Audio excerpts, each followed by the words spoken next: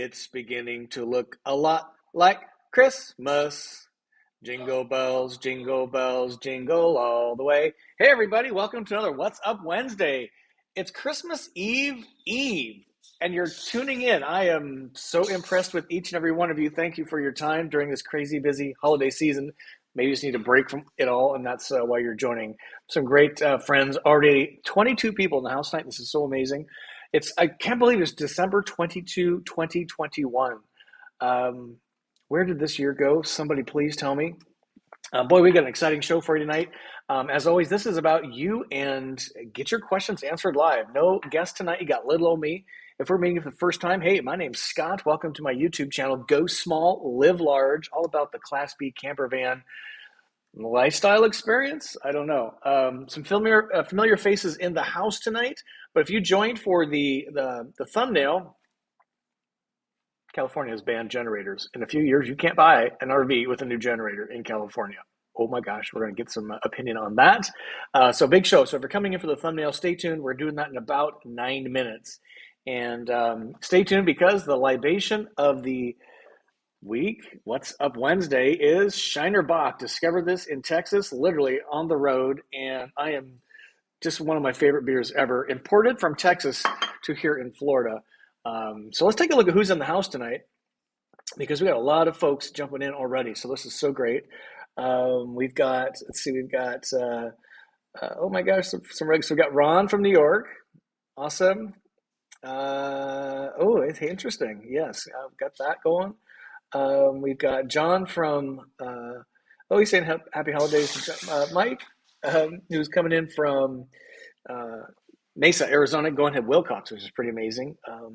Saw some other ones. There's Ron. Here's Rich in Illinois. I'm guessing it's kind of chilly in Illinois there, Rich. What do you think? And Jane and Roger probably joined in. Yes, from Byron, Illinois. It's pretty cool here in Florida. It's the low 70s at daytime. It's going to be low 60s tonight. So it's pretty perfect for me. Perfect RV weather, by the way. Tom Forster, thanks for joining us tonight. Appreciate that. Wisconsin. Here's Sherry in her Embassy RV roaming around, so that's awesome. Sharon Fields, welcome. Thank you for that. Merry Christmas. Beaver Creek, Ohio. Which side of Ohio is that on? I'm not familiar with Beaver Creek. And Sparks guy's in the house. Thanks for joining us tonight. He says he's getting his factory supplied 2021 recall taken care of this week. So he's given us some specs on his new lithium system there. That is so great, which kind of ties into our topic of the night, right? Which is great. Here's Rob in the house. Rob, what's up? Thanks for joining us tonight. We got a big show. Let me show you some of the stuff we got going on tonight. And where am I coming at from? I've kind of alluded to this already. Let me zoom in here for you. So we are coming at you live from West Palm Beach, Florida. Probably one of the warmest places in the United States, which is pretty awesome. What makes West Palm kind of interesting is that's kind of a Florida home base. And if you're not familiar with West Palm Beach, the city limits consider itself 117,000 residents. It's part of the Miami metro area, which is about 6 million people. A lot of people may not be aware of this, but West Palm Beach is literally called West Palm because it's west of Palm Beach, the city of. And they've had some really wealthy residents over the years. I think Rush Limbaugh actually lived in Palm Beach. There's a big bridge that spans the waterway between Palm Beach and West Palm Beach, and the dollar values are dramatic, and the views are amazing for those McMansion huge estates. We continue. The beaches, there's some pretty famous beaches in the West Palm Beach area, Palm Beach County, Boca Raton, Delray, Boynton Beach. And there are some famous old Florida locations. West Palm has a great historic district. Lake Worth is technically the town that Kyle and I live in, and it has a really spectacular old Florida, almost Art Deco to probably the early 60s. I'm going to say maybe even a little bit of the 70s. Historic downtowns. They're just spectacular. And of course, Dixie Highway is super famous. Almost probably top 5, right? After Route 66 and a couple others. Wellington, Florida is just a little west of here. And it has kind of named itself the winter equestrian capital, really, of the United States. And there are these huge house, ranch, farm, equestrian estates out that way. Hope to get some horse riding in get my Florida cowboy on while I'm in Florida. So that's where I'm coming at you from. Always curious where you are coming at us from. We've named some of those tonight already. Last week we had Israel on the show. Let's hear it for Israel. They're big on the holidays too. And we actually had a couple from Israel joining us live from Israel as part of our Embassy RV workshop that we put on this week. So let me know where you're watching from. The newest country gets their flag on the map, which is super cool. I always get a big kick out of that. So that's what's going on there. Let's race through what's coming up. Hey, if you were into van tours, places to take your van, and tips, I got a cool tip for you tonight, by the way. Subscribe to the channel. You don't want to miss a single minute. This is what we do 10 minutes after we do the topic, 20 after we do the tip, and movie of the night. Oh my gosh, I might have a fail on this tonight. We'll see what happens on that slide. Libation Live, we got Shiner Bock. The 29th, which is next Wednesday, we're expecting Art of AJ's Vans out of California. He lifts and 4x4s out Econoline Vans by Ford. Pretty different approach to van life, so join us for that. January 6th, of course, we've got Peter from Rover Vans out of Chicago, and he's going to join us and talk about his accessory business there. We just had a video come out on his tire, ladder, and bike rack system, and I'm excited for him to get zoomed in on the ProMaster. So when I get to Chicago this spring, I can get loaded up. It's just the coolest thing. And of course, Embassy RV on the 7th of January. We've had to reschedule this. Project Bear Cub is the deal here. If you have a van, a van in particular, I would say, that's an RV, and you want it remodeled, maybe updated with lithium, maybe you want to get rid of some of the wood cabinets and have a more embassy approach. Maybe you're tired of the black tank, want to have no black tank at all, and have a dry flush toilet.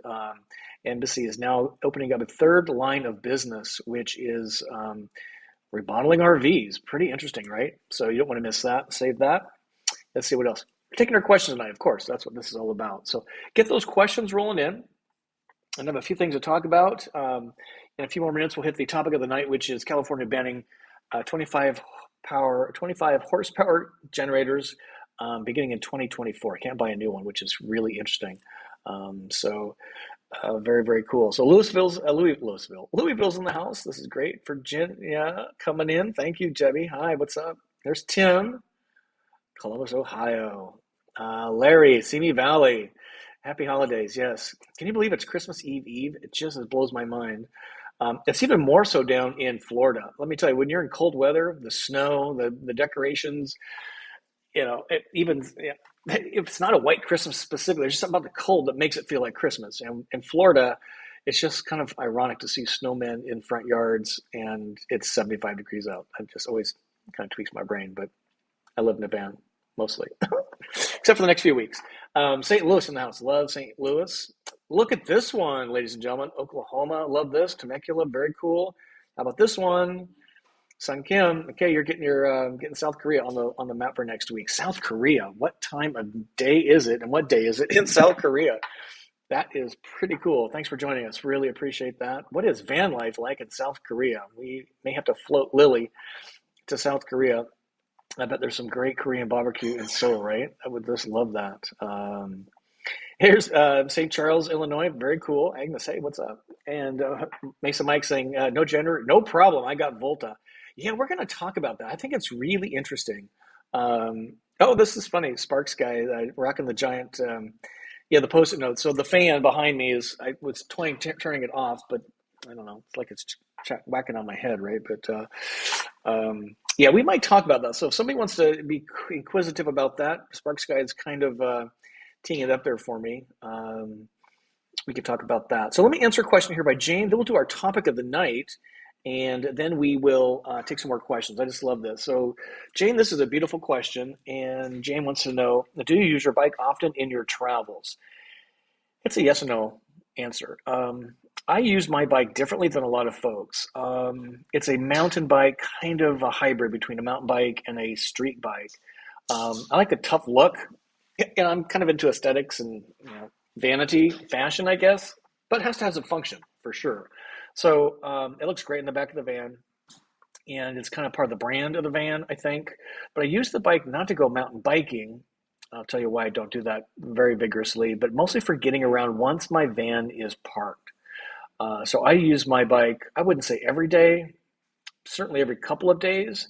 And even if I've been sitting still and I just need to get my blood moving and I want to go see some scenery, I've been sitting editing, doing viewer comments, and I just need to get away from the table, away from the van. I jump on my bike and just take a really vigorous 15, 20-minute spin around wherever I am. So that's purpose number one, just to move the blood a little bit. Purpose number two is to actually move my body. So if I'm in a safe spot and I want to go explore a historic downtown or a waterfront or the beach area, getting the van parked in those areas is really kind of a challenge sometimes. I prefer not to pay for parking. I prefer to be in the shade. And if I can park a few blocks or even, blocks, quarter, half mile away, and then use my bike to go with my backpack on my back to those places, it's way, way more easy to explore. And it forces me to slow down, talk to people. I even park then my bike, like lock it to a parking meter, and I'll walk around for a few blocks and then go to a coffee shop or a park, even a bar, and get some local advice and maybe a burger and a beer, who knows. But that's kind of how I use my bike mostly, for those two reasons. A little bit of fast exercise and to explore. Those kind of bikes in my mind are, the way I have it equipped, is not good for taking a 20-mile ride. My rear end would be so sore. And why don't I mountain bike? I've done it a couple of times. The last time I did, I was in the Lost Dutchman State Park in Arizona, which, by the way, has cacti, plural for cactus, and it was on a trail. And maybe because I'm not a proficient mountain biker, I got caught in some really loose gravel on the edge of the trail. I was alone, and I crashed, and it was a pretty bad crash. And I was literally, I don't know, 4 feet from this giant saguaro and some prickly pear things down. And if I had landed just a little bit differently, it would have really been a very nasty outcome. Fortunately, all I did was sprain my shoulder for the next 6 months, basically. So it really kind of gave me a cause to pause on biking alone in unfamiliar terrain. I'm not an athlete, weekend warrior, anything like that. So that's primarily how I use my bike. A lot of folks are doing the e-bikes these days. I kind of like to use it for the exercise purposes. E-bikes allows you to do 20 miles. I just, I'm the old school guy. Give me a pedal. It's 5 gears. So great question. Thank you, Jane. Hey, let's move on to our topic of the night. That's about the thumbnail, and that is, yes, California. All the supervisors of the particular air quality or something passed this ban just in the last couple of weeks. Let me zoom in here for you. And what it is, in 2000, they're phasing out new sales of gasoline generators of 25 horsepower or less. The deadline is 2024. And what the Air Quality Commission came up with for the statistics is, if talk about an RV generator. So when you think about generators, in our world, the RV generator is big and front and center. But leaf blowers, lawnmowers, riding lawnmowers, there's a whole lot of things. Just a portable generator running off gasoline. There's a lot of devices that run off a gasoline-powered generator. In our world, the statistics that the folks put out is that a 3.5 horsepower generator, like an RV generator, running on a load condition of 1.8 kilowatt hour, 1.8 kilowatts in an hour, which is about an air conditioning system on the roof, is equivalent to driving a car 150 miles in pollution coming out of that generator. Kind of interesting. So what they are wanting to do, California, love them or hate them, and some of these laws, they either you love them or you hate them, they're pushing us towards zero emission generators. What in the heck is that thing? Well, that's a big battery pack, essentially, which is fine if you're going to run your leaf blower for a while or something like that, but there's no way us Volta and Lithionics and Victron folks, we know we can get about 24 hours, about 12 to 14, maybe 20 if you got the giant Volta system, off of running an AC unit off of an RV. So this is, I think, is going to offer a lithium battery in an RV application. So I think this is going to be pretty significant in the RV community. So again, it's applying to new units only. As always happens, some probably unintended consequences maybe is that somebody living in California run over to Arizona, buy a new RV with a generator, run it back, and nothing really changes except RV sales in California. So I would not be surprised, or should we be surprised, if running a used generator a ban coming because it kind of makes no sense to ban new ones and allow older ones to operating if you're using their mindset. So I'm just kind of curious to see where this goes. And my question for each of you is, if you're buying a van or looking to buy one and are 1 or 2 years out, if you have a Volta, Lithionics, or Victron, those are the big, or even replacing AGM batteries with Battleborn. If you're looking at lithium, I would be giving these news stories a big look over right here. And this, I'll zoom in here for you. This is from the Los Angeles Times just a couple of days ago. In a way, kind of like, yeah, gas-powered lawnmowers, I sort of get it, leaf blowers, but when you start thinking about, the people in the commercial landscaping business, there's no way you can run a leaf blower 8 or 9 hours a day. You ever tried a lithium leaf blower? They're good for about, I don't know, an hour maybe. So I don't know how it's going to affect these guys. And again, used equipment, would make no sense if you're trying to tilt the equation the other way. But you want to zoom in on that LA Times, make it big for you again, article. It was pretty descriptive. And I just Google searched California generator RV ban, something like that, and this popped up real quick. So you get a sense of some of what people are talking about here. And this was for, I put RV in the search, so you can see here that it's going to be interesting. And, the usual lobbyists line up to prevent this from happening, but it kind of came out of nowhere. Somebody tipped me off on this actually, and I'm like, wow, I think it's going to be a really big impact. Volta, I can speak about them a little bit. They're not only in the RV business, they have a lot of other businesses they are in. So they just had a press release recently on a fire truck, not in a firefighting mode, but in a standby mode at a fire or something similar, where they need the hydraulic pressure to move their ladder or what have you. Running on not the diesel engine running or generator running, but running on Volta, which is pretty awesome. Utility trucks for the power and light industry, same deal. Big old rig sitting out front because they're working on the equipment up on the utility pole, having to run a truck or a generator to run the hydraulic pumps. Volta's got a huge business there, so I think there's a trend for sure. Curious on your comments, what you think about this. Is it too fast? Yeah. Is this going to affect used equipment? I think, yeah. So if you have a used RV with a gasoline generator, it doesn't apply to diesel, by the way, which I thought was really interesting as I read some of the articles. Is this going to affect price, resale value of an RV in California? Time will tell. So that was kind of the topic of the week. It was like, wow, that's really interesting. Since we talk a lot about lithium on here. Here's Kimberly from Portland. There's Joseph from Dow in Qatar. This is so great. Nice to see you. Thanks for staying up with us. Appreciate that. Here is Mark Shaw. That might be a newish name. Welcome, Mark. Hope you're not new to the channel, but glad to see you here. Greetings from Baltimore, Washington area. Love you're down Florida. Lovely Palm Beach. Yeah. Looking forward to the next topic and where this will something. Hi. I'm really excited once I leave home base here, and I always return to home base, Florida, for the holidays. Kyle's family's here, my partner.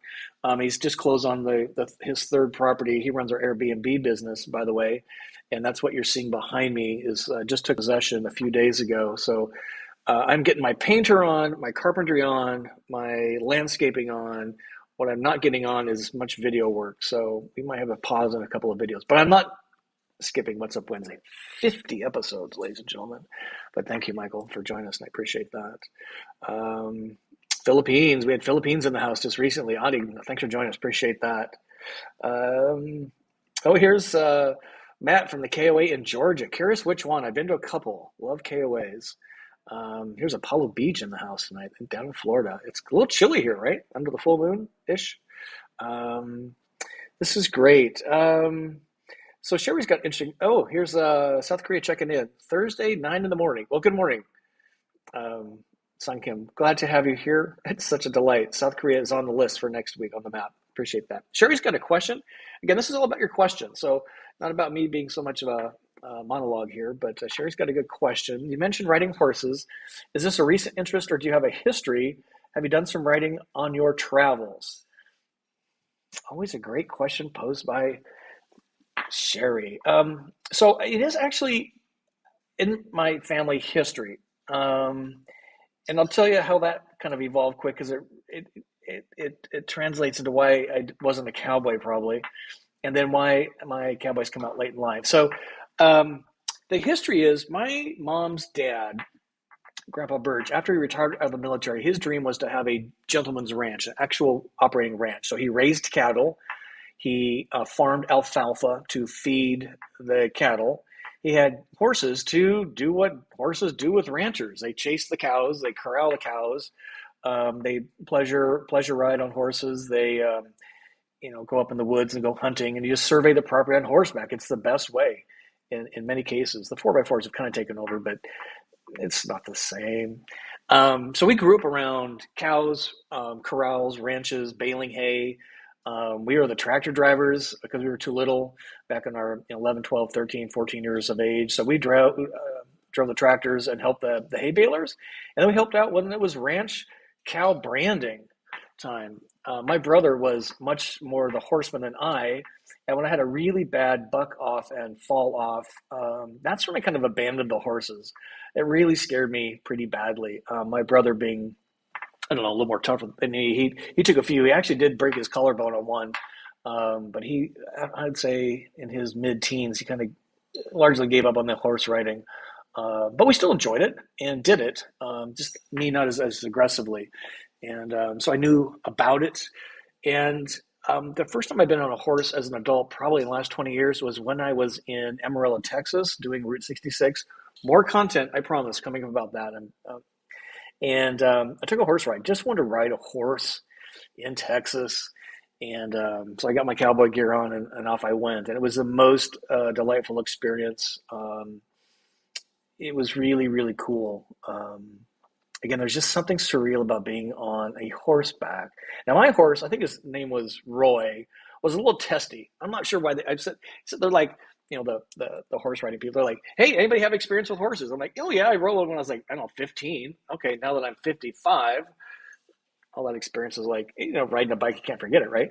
So, so they put me on Roy, kind of grumpy Roy, they called him, and he was like, didn't want to go anywhere. I'm like, so I had to kind of man up on my cowboy skills and let Roy know who was in charge. But I'm looking to do more riding. I think it's really interesting. I think it'd be a fun not a vanboree, well maybe, but a roundup. I think it'd be fun to park. Say, hey, we're going horse riding, and we're going to meet at this place, and we're going to do that, and then make lunches in our van, something like that. I think it'd be really cool because there's just, if you're not afraid of the horse and you've had some experience with it, once you get on a horse, you just feel like you're 15 again. At least for me, it's kind of like you're being on a bicycle. Jane asked about being on a bicycle. For me, getting on a bicycle, even if I'm having a bad day, just buzzing around on my bike just makes me feel like I'm 15 again. And so I plan to do more, and I'm hoping to get to Wellington to ride some horses. So great. Let's say tip of the week, I think happens at don't go there too far. Tip of the week. Oh yes, I'm supposed to remind you of these things. Keep your questions coming in. Thank you, Sherry. Great question. And let me share this with you. Of course, it's been a little sparse the last week. Been traveling to Spokane for some family stuff, and then now in Florida. So we might get some non-van stuff on the Instagram. So follow me on Instagram if you're interested in that. We've just passed over 1,000 people follow me on Instagram, which is pretty amazing. Channel events, I don't have dates yet. It's likely to be in February, but I am serious as a heart attack that we are going to do these, do a meetup, a roundup, as I call them, at drive-ins, one on the Gulf side, one on the Atlantic side, and Google those bad boys up, Silver Moon Drive and Lake Worth drive-in. And I can't, it's going to be, if you haven't done this in your van yet, it's going to blow you away. It's so great. This thing is being troublesome. Again, the recent video was on the ladder for the Transit. If you haven't seen that, check that out. If you want to accessorize your Transit van, this is the one to check out. Rover Vans out of Chicago. Super cool stuff. And this weekend is a tour of a van again, which Westphalia and all the Volkswagen buses back in the 60s. This is kind of what started the whole thing off for a lot of folks, including my granddad. Grandpa Watson, he was in a Volkswagen camper van. So watch for that video coming up. Tip of the week, here I promised you, 20 after, right? A couple minutes late, as always. So this is super simple, and I apologize.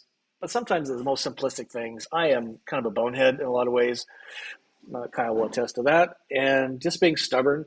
So here's the scenario. You put the bag of ice in your freezer. Now, if you get one of the small dorm fridge freezers, this is going to kind of really annoy you. But for those of you with G floor plan fridges, or anybody with a like a Nimbus here, the giant fridges, what I always did for some reason, I put the bottom end of the ice bag into the back of the freezer with the the fuzzy round up end poking out the front of the freezer. Just kind of naturally do that, right?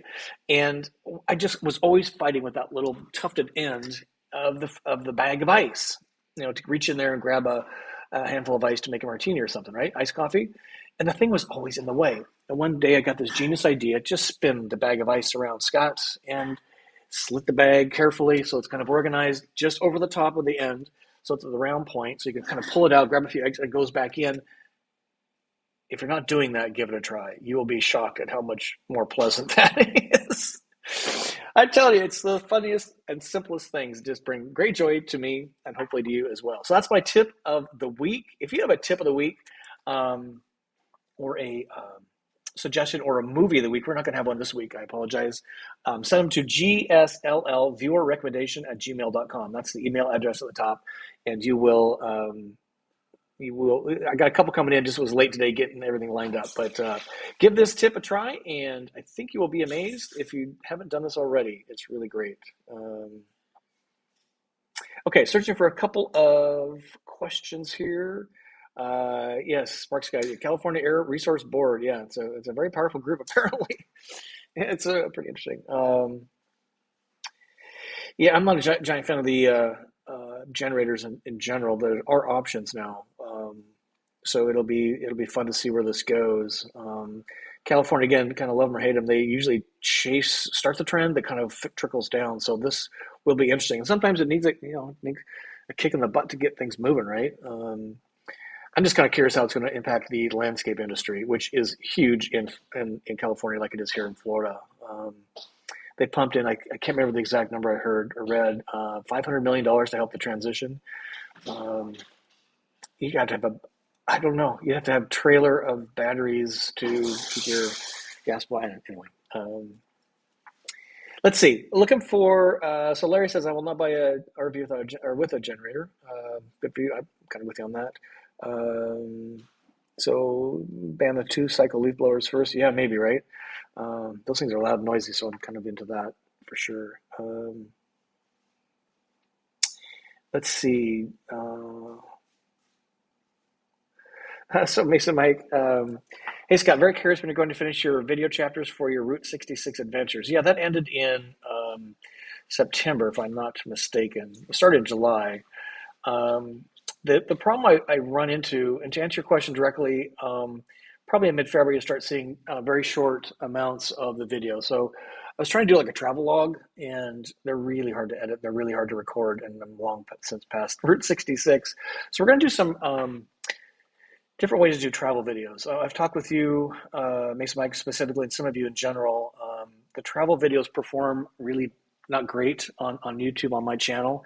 And if you look at other RV van channels, the only kind of videos that really perform well are van tours. I get it. But once you get your van, I kind of want to show you where I've been and where you might consider taking your van. But they just do badly. And if you're into channel growth, which I am, we're just around 17,000, which is pretty amazing to think about. I just want to put there's Kyle. Say hi. Oh, you gotta say hi. What the heck was that? I know.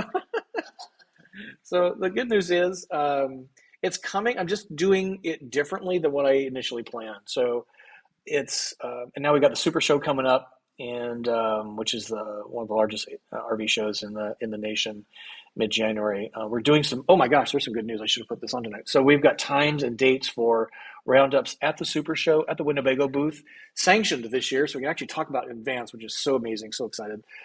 So watch for that very, very soon. But I got to share the Route 66. Now I saw the Keep Your Daydream. Mark and her name is escaping me. Lovely couple. Met them several times. They've got a couple dozen different RVs over the years. Um, and they were doing Route 66 for a while, but seemed to kind of tap out on it. I haven't been following them super close, but again, I just there's a lot of time and effort goes into those types of videos, and they just don't get watched, which is kind of frustrating. But I'm going to share with you some of the highlights for sure, because it was such a life changing experience for me, and I think people should do that. Speaking of YouTubers, thank you, Mike, for that question. I got a notification today, a couple that was, I would say, pretty influential. They were not going to be in a van, but they were quitting their jobs to go in an RV, and that was I'm Not Lost, I'm RVing. And I can't remember their names off the top, but it's a gentleman and his wife. The wife was a police officer. They made their last YouTube post today after I think almost 4 years. And a number of RVs. They were in travel trailers to start with, went into some motorhomes, and now they're in Central Florida in starting a solar business. So it's kind of interesting how these people, I'm coming up 3 years full time in February on my van for a few, 3 years plus 2 months. How some of these people that have been doing YouTubing are starting to really park their rigs and do something different, which I find kind of interesting. And I feel like it's a bit of an opportunity for me to rethink my content strategy. How can I help more RVers find the RV that suits them best, and then what in the heck to do with it? Because to me, that's what it's all about. And the floor plans and all that stuff's important for sure, but what can the van, where can the van take you and help you experience people and places and tastes? Shiner Bock. I could promise you I would never be drinking Shiner Bock if I hadn't visited Shiner, Texas. And that's kind of the whole point. So it's just been interesting. There's been a whole bunch of people just kind of stopped doing the Matneys was another one. Stopped doing travel videos. So it's kind of curious. To me, it feels to me like I'm just getting started. So NASCAR just exited corporate America a couple of months ago, and I have this full time now. Full court press. I'm getting the house set up here. That's what we're doing here for the next 6 weeks. But thank you, Michael, for asking about Route 66. I can't wait to share it with you folks. It's just the most thing. So RV Home says, Merry Christmas. Hey, Merry Christmas, everybody. Happy Hanukkah. Happy holidays. The New Year's right around the corner.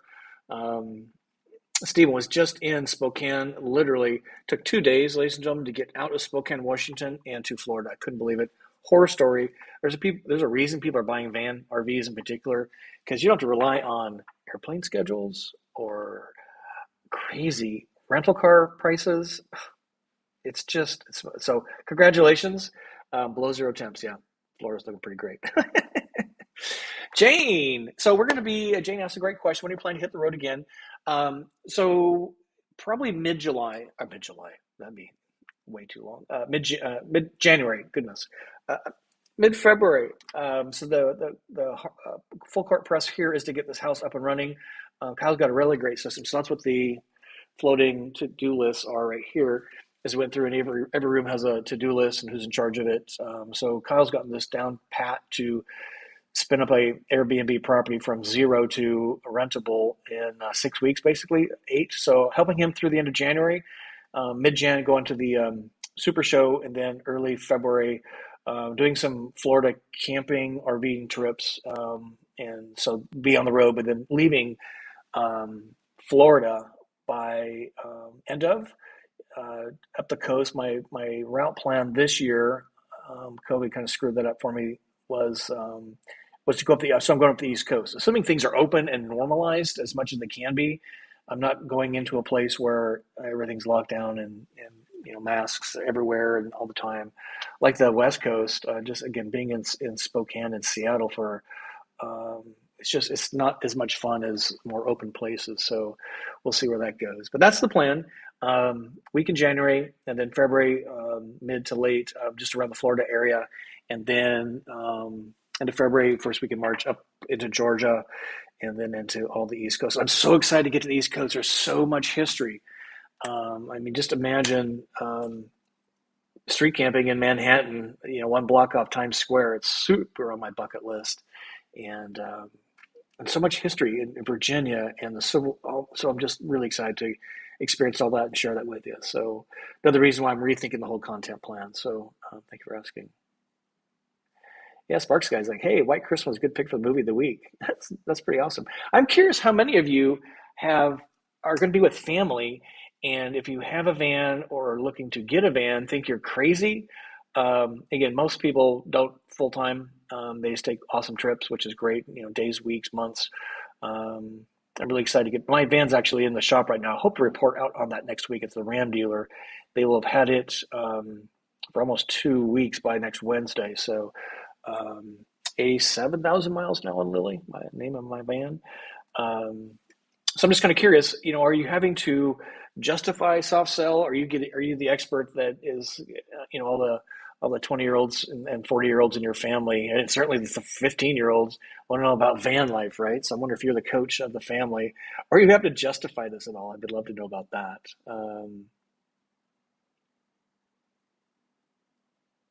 So Mark's got a question here. Sometimes when you're back in your van, maybe please explain what the yellow warning sticker in the control panel back well behind the front lounge area of your van, what it pertains to. It's a system. I'm trying to think what's in my great room. I peeled all my warning stickers off. I read them. I took the information to heart. I don't think there's a single warning label in or out of my van, outside of my van. I find it kind of funny that people run around after having their van for many years, still have the "Hey, this is gasoline; it will kill you if you drink it" sticker on it, and propane. Hey, it's kind of combustible. Don't smoke a cigarette while you're, whatever. And what I think you're talking about is I found a really cool magnet at one of the nuclear missile sites I visited, Minuteman Missile in South Dakota, or the Titan outside of Tucson, and it was a radioactive fallout shelter. Um, it's actually a magnet, and I think that's what you're referring to, and that's what it is because I got it just a few months before COVID kicked in, I think, and I was just to me it is kind of a fallout shelter. My van, it's a fallout shelter from all the things that annoy me, all the things I don't place I don't want to be, and that's kind of the purpose of it is to avoid all that frustration. And if I'm not really having fun where I am, I just get in and drive away. And if I want cocoon comfort, I close the door and I'm in my own little world, even though I'm in the middle of nowhere or in the middle of everything. It's just the most amazing little uh, um, nuclear fallout shelter, humanity fallout shelter. So I think that's what you're talking about. We'll have to examine that further, but I think that's what you're referring to. Great question. Good memory, sir. Nice job. Myrtle Beach. That is really interesting. I can't wait to get there. I think I've not been there ever, anyways. So that's really great. So Mark wants to know what is the status of Ford Transit van manufacturers? Any word? I don't have a specific answer for you. Terry Minix, he is really dialed in on the chassis. Anybody that really has their business tied to a chassis is just pulling their hair out. I would recommend Mark to join us on January 7th at 2:30 Central, YouTube Live. We always ask Terry to give a state of the industry and a chassis update when we get those things kicked off. We're going to be talking about Project Bear Cub, where you remodel an RV, but I do always ask him about the status of the chassis. And he's pretty forthcoming. He probably shares more than he probably should, which is good for you. But chassis just continue to be a huge headache. Any RV that builder will actually tell you that. So I apologize. I don't have a specific update, but on January 7th, we will get the full scoop from the man himself. Oh my gosh, it's 2 minutes to Libation Live.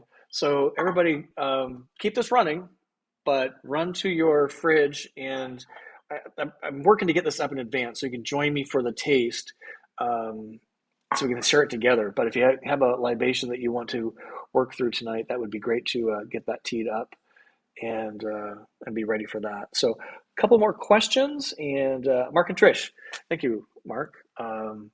Lovely people. I've never met their kids. I take that back. We met them at the RV Entrepreneur Summit in 2019 at Gunnersville State Park in Alabama. They were the keynote speaker at that RV Entrepreneur Summit. Another couple that put that on, Heath and Alyssa Paget, they are no longer running around. They're actually building out a campground in, golly, I can't remember. Anyway, so it's kind of interesting. All these folks were going. Kevin 30 to wake up. Now he's in Thailand, totally vanless, running around on a moped. Um, and if you're keeping count on who's still doing van life videos, certainly around Travato, it's a pretty small group. Tiffany, where's Tiffany? I think's the name of her channel. Solo female, so amazing. She's got the $1 million smile and a really really healthy channel. She likes to cook a lot. Man, I am the exact opposite. Maybe we should have a cook off with Tiffany and Scott making the same thing. I'll do it my way, then she can do hers Tiffany way. And then Chad and Paul, if you're not following them, they're big into storyteller vans. They had a Travato, and now they have their second storyteller, and they just got a bunch of mods made. Those guys are still alive and well, which is great. Yeah, man, we're talking about, I think over the next 2 years, we're going to see a lot of people leaving the full-time life. It'll be interesting.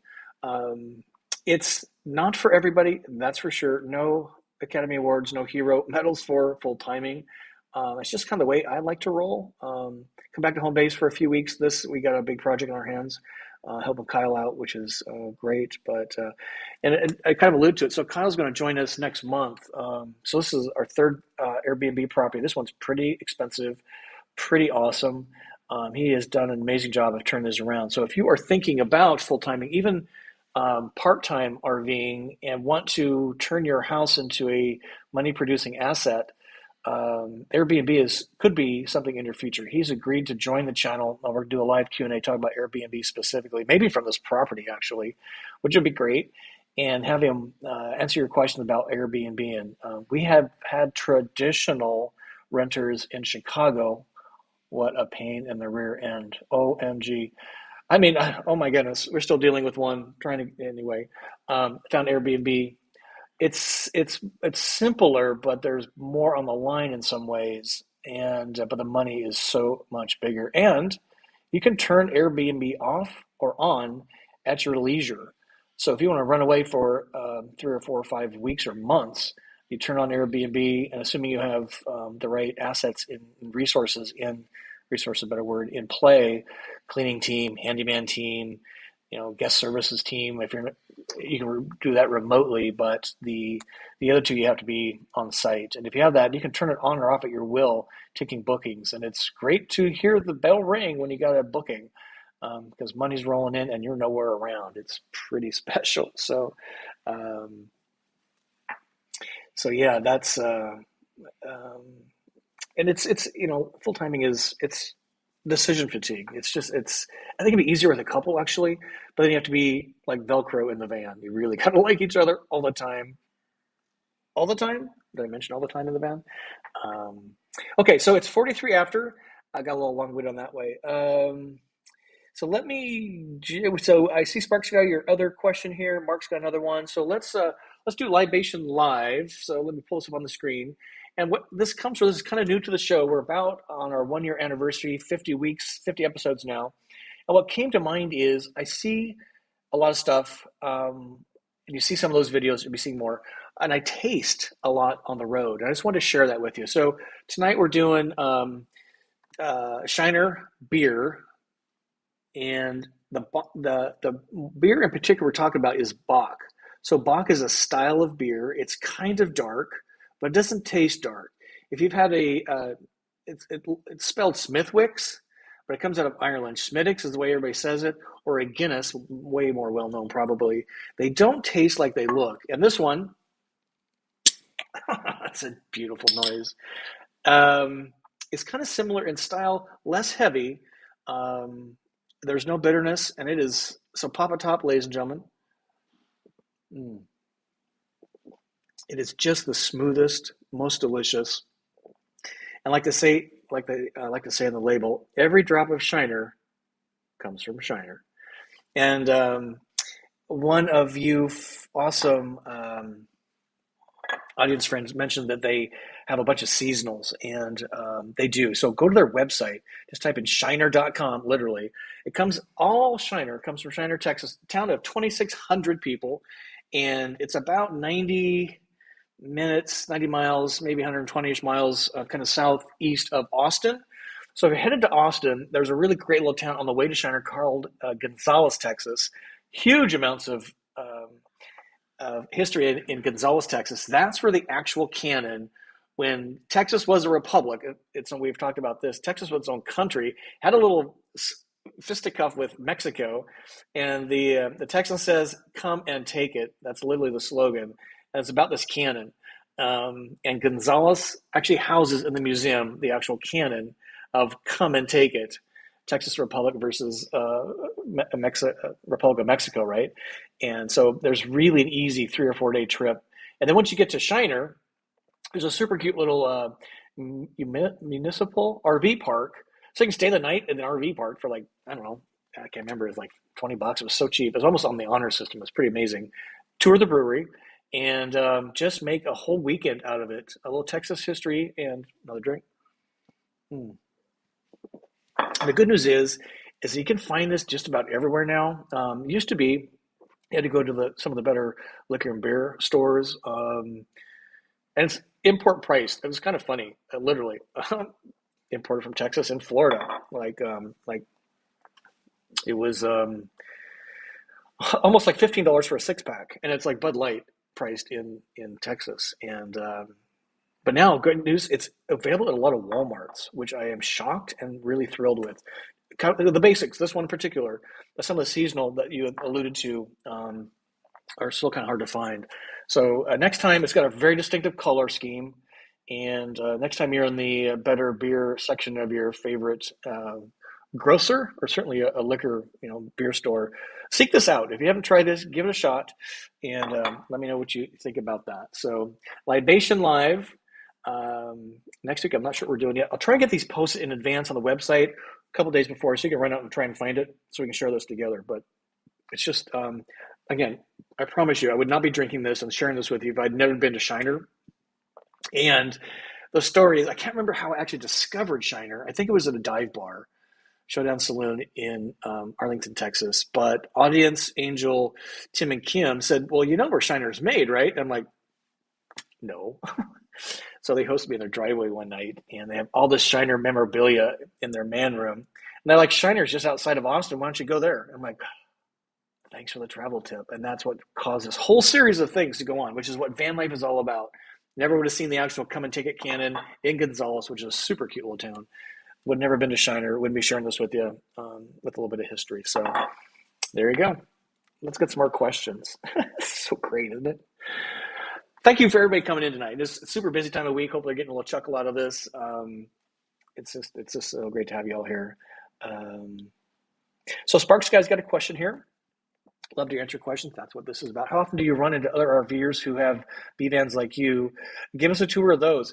That is a great idea, and I'm seeing more vans on the road. Maybe I'm trying to think. Occasionally in RV park like KOA, Harvest Host. Yes, so I'm seeing more. It's a great observation you bring to my mind, Sparks, because I am seeing more than I did certainly my first year. So that's good news. The B vans. I have had a few folks say yes. I need to get a little dialogue going with them. I can't say, "Hey, this, it's 4 PM, another van rolls in, and I go over there like a horny teenager trying to, 'Hey, let me tour your van, put it on YouTube. Everybody wants to see it.'" I'm like, I'm the most private person you'd ever want to meet, and go away. So you really need to kind of warm people up to it, and love the idea. I do see if I can get some conversation going to share, but a lot of folks just like to be private. They love sharing individually, but the minute you use the YouTube word, they're like, "Oh, well, I don't really know if I want YouTube. Oh my God, my grandkids think it'd be cool, but I don't, you know what I mean?" So if I get some dialogue going and it's a cool van, I do that. We do have some awesome people like Mesa Mike that says, "Hey, let's tour the van, do a difference video." So those come out. But yeah, great idea. I do.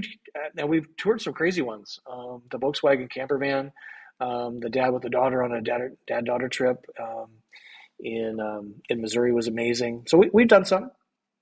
I keep my eyes open. Mark, great question. What is your schedule for the Tampa RV Roundup? So it is going to be 11 a.m. on Friday, the 21st of January, and the 22nd is a Saturday. 11 a.m. at the Winnebago booth, the motorized Winnebago booth, booth 760. I am 92% sure those are the right dates. So if you look at the week of the RV Tampa Super Show, it's that Friday and Saturday. Pretty sure it's the 21st, 22nd, 11 a.m. We'll be posting these probably over the week on my website. I'd love to have a really nice turnout. Last year we had a really great one. My first year there, we had one couple, Mike and oh my gosh, I say Sherry or Shannon show up. They'll always have a warm spot in my heart. And last year we had a pretty good turnout too. We had quite a few of you actually, but I would love to have a huge turnout. So if you're going to the Tampa Super Show, we're doing them early in the morning because either heat or just it's just easier in the morning, a little bit less crowds. And some of the other YouTubers, I'm pretty sure Mike and Jennifer Wendland will be there. I'm hoping the Russos will be there. I don't know. Chad and Paul, I'm not at liberty to say yet. I know the Roads of, or not Roads of Life, Travel and Robert is going to be there. And so some YouTubers are going to be there, but again, they're kind of fallen by the wayside, which is really interesting. So going to have a new sign made, and it'll just be a delight. And then we'll probably do something off-site. Either something simple. There's a Harvest Host, a really great craft beer place, really, really close. Because the show could be just so overwhelming for everybody. But maybe a few days after, maybe we'll do a What's Up Wednesday live from, and we can share some amazing pineapple hard cider. What's the name of that place we did? Anyway, so yes, we're going. That'll be posted. Thank you, Mark, for asking. And Larry wants to know, we'll be back on next Wednesday. 12. Yes, the show must go on. Taking a break. You may see a skip or two in edited content that's posted up because I promised Kyle he's got 100% of my attention, probably 110%. But I may sneak some in. I've got some ideas that I can do. But to put it in context, this is actually a fair amount of prep goes into the show. But an edited video for every 10 minutes you see on YouTube. And I've talked with other YouTubers about this, and I am kind of conservative on this. For every 10 minutes you see, it's 5 hours of editing, prepping, not including recording time. So it's a pretty big lift. But yeah, no breaks on the woo. That's for sure. We're going to be celebrating an anniversary here very soon. I'm so great. April in her Travado, watching the Florida Keys. Oh my gosh, you are the slice of heaven there, young lady. I'm so proud of you. Taking it to the Keys. I think she said she was actually maybe even in Key West, which is just amazing. The chickens run wild there. It's just such a great place to be. Okay, looking for some questions. Shirley, thank you for chiming in here full time. It was full time. Yeah, right. Merry Christmas. I appreciate that. So Mason Mike says, I think about doing the Airbnb business plan on a park model. You and Kyle should do a YouTube channel on Airbnb business. Love to pick your brain. Yeah, you'll definitely want. I'll post this early. Something else I'm trying to get ahead of is what are the topics going to be for the What's Up Wednesday, and Airbnb is super hot right now as an investment. That's why one reason Florida property prices I think are pretty hot right now. But it's a business. It's not a hobby, and it's not just throwing some things together. There's really a science behind it, and I think Kyle's done a really amazing job at it. We came out of the bed and breakfast business back in the like 2008, 9, 10, 11 years in a small town. So kind of cut our teeth on that experience. Please, here's a hot tip. Don't go into the bed and breakfast business. Jeez.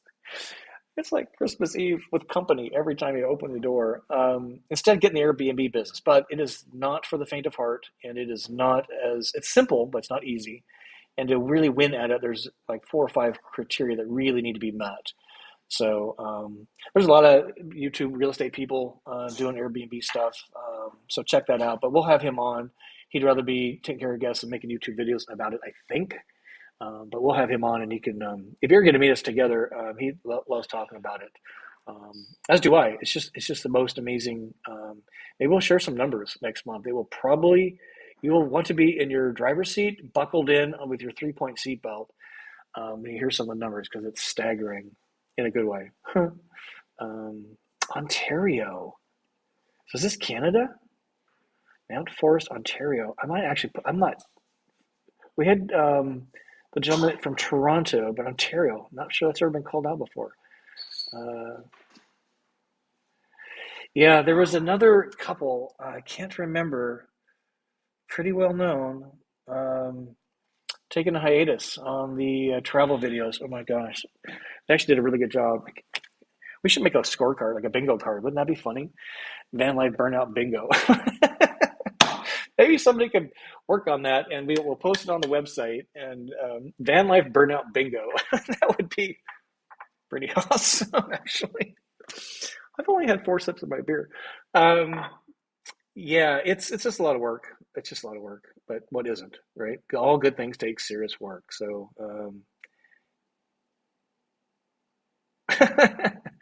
so here's James. You may wake up with no tires on your van if you street camp in New York. Yeah, I'm going to stay by Times Square probably or someplace cool, Hell's Kitchen. I've been in New York a few times, so I kind of know where not to go. Maybe if somebody's got a hot tip. And by the way, many of you are giving me some hot tips on places to stay, including your driveway. So I really do appreciate that. Oh my gosh.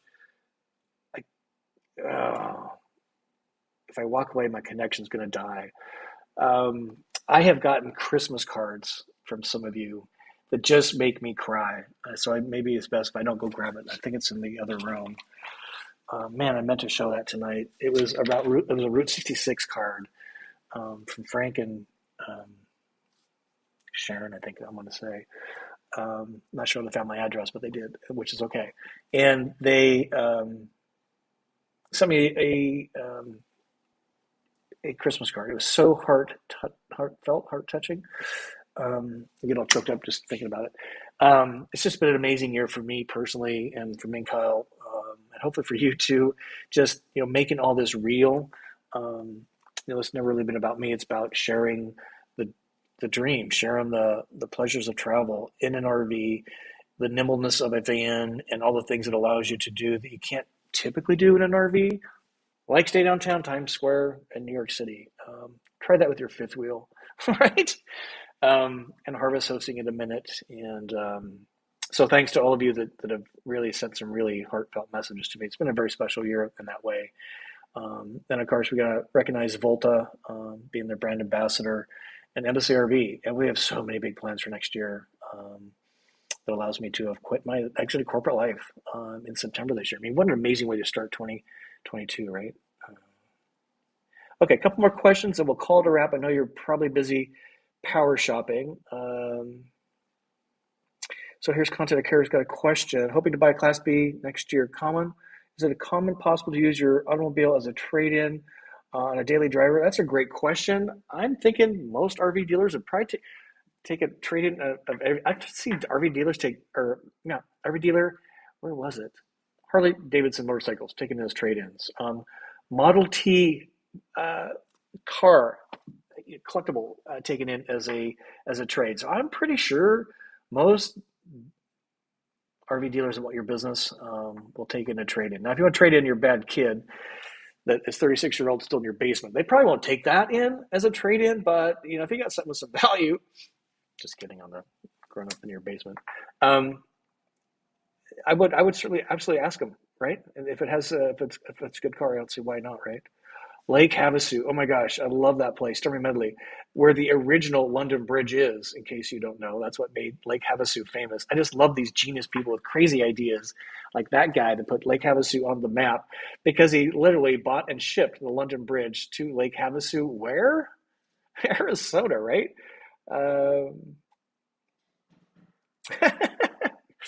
So Mark said, oh yeah, radioactive sticker. Yeah, it's pretty funny. So Mike's got a good point here. So everyone in my friends' family completely envious of my van, especially when I visit, and I'm the best kind of guest, bring my own lodging and beverages, wine, and tell me to stay as long as I want. Yeah, it's pretty cool, right? It really changes the game on. You do have to kind of reset the boundaries because everybody's like, you don't want to stay in my guest room? Yeah, no, that's okay. I might come shower, and if I can get some water, that'd be awesome. But yeah, it's really a different way, right? And if you've experienced that with family and friends, and that'd be great this holiday season, right? Just roll in, stay for a few days, and you're there, but there's this separation of space and this anticipation, anxiety that just goes away. So really love that. Here's John Huff's going, Shiner, Shiner, what are you drinking tonight, sir? Oh, come show the folks quick. Hurry. He's been out in the bush all day. Here, so you can take this. Let's see if we can. Say hi to the folks. Hi, everyone. This Kyle. He's drinking the other import. Kyle, are you committed to doing an Airbnb thing with us next month? I get lots of questions. We'll see. I gotta finish my project first. Well, I know that's true. So maybe help us out. Do you get a thumb up, sideways, or down on the Airbnb business at large? I say thumbs up and up and up and up. So there you go. Yeah, he's just done an incredible job. I'm so proud of him, and it keeps him out of my hair a little bit, and vice versa. So it's pretty awesome. All right, so we are at the top of the hour, and my audio's totally changed, but I just want to say I missed a few questions. I'll see if I can capture those for next week. We are supposed to have art from AJ's 4x4 Vans on next week, but the following week it's solo week, so I'll look for some of the questions here. But let's see. Oh, here's Agnes. I can do this one fairly quickly. So Agnes wants to know, will you be doing more harvest hosts and wine review tasting? Definitely love your contribution and van tours. You know, that's funny. I never really actually thought about that. Doing it at a harvest host, having them be part of the Libation line, right? I have thought about getting some sponsors, particularly of nice whiskey. Hey, I'll mention your stuff, give me a free bottle of whiskey, right? But that's kind of a cool idea. I didn't really think of that angle. I live in a van 47 weeks of the year, I guess, so I'm slow in some ways. So hey, with that, it's top of the hour. You guys are really busy, and gals, with Christmas. So again, I just want to thank each and every one of you for just pushing me forward, helping me be better and better, and I just hope I add a little bit of value to your life and help you achieve your travel dreams. That's what this is all about. So with that, we say thank you. Merry Christmas, Happy Hanukkah, Happy Holidays. We'll see you before the New Year, so we'll see you on that. But just thank you, everybody. We'll see you soon. Merry Christmas. Hope Santa gives you exactly what you want. Wouldn't a new van in the driveway be awesome? That'd be cool. All right, thank you.